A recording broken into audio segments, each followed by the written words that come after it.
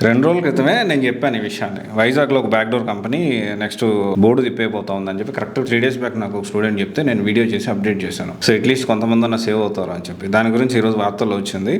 And నిన్న వార్తల్లో వచ్చింది. సాఫ్ట్వేర్ కంపెనీ బోర్డు తిప్పేసి నిన్న కాదు మొన్న బోర్డు తిప్పేసిన సాఫ్ట్వేర్ కంపెనీ రోడ్డును పడ్డ 150 మంది ఉద్యోగులు. అండ్ దేశంలో సాఫ్ట్వేర్ కంపెనీ మోసాలు ఎక్కువ. ఇది ఒక పేపర్లో క్లిప్పింగ్. కంపెనీ పేరు ఏందో కూడా నేను చెప్తాను. కంపెనీ పేరు వచ్చేసి LTW IT BPO service limited అనే కంపెనీ అనమాట.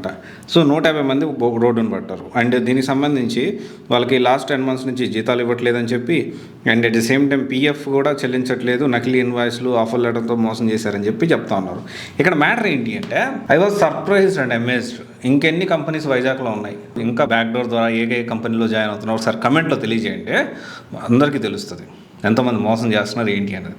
డెఫినెట్లీ మీరు బూతులు మాట్లాడద్దు, ఫౌల్ లాంగ్వేజ్ యూజ్ చేయొద్దు, ప్రాపర్ లాంగ్వేజ్తో ఏ కంపెనీ మోసం చేస్తుంది, ఎవరు మోసం చేశారని మీరు కమెంట్ రూపంలో తెలియజేయండి. ఇంకొక విషయం ఏంటి అంటే బ్యాక్డోర్ కంపెనీ అది కూడా వాళ్ళు డైరెక్ట్గా LTW BPO సర్వీసెస్ అని పెట్టారు. అంటే BPO జాబ్కి కూడా డబ్బులు కట్టాలి, బ్యాక్డోర్లో వెళ్ళాలా? ఆలోచించండి. అంటే మనం ఎటుపోతున్నాం అంటే అదొక కనీసం ఫ్యూచర్ లేని జాబ్. అది నార్మల్ కొంచెం కమ్యూనికేషన్ ఉండి ఎవరైనా తెచ్చుకోవచ్చు.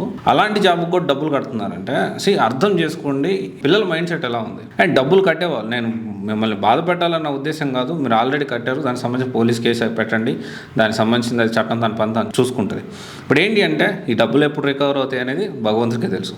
అండ్ ఇంకోటి వచ్చేసి ఎవరైతే ఈ విధంగా మోసపోయారో మీరు నెక్స్ట్ ఏం చేయాలనేది ఆలోచించండి. ఇంక అంతవరకు మనం దాని బాటికి అది నడుస్తూ ఉంటుంది, మనం చేయగలిగింది ఏం లేదు, మన చేతుల్లో లేదు కదా, అయిపోయింది.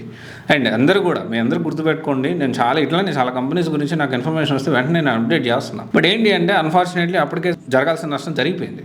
ఓకే, ఇది ఒకసారి ఆలోచించండి. Thank you.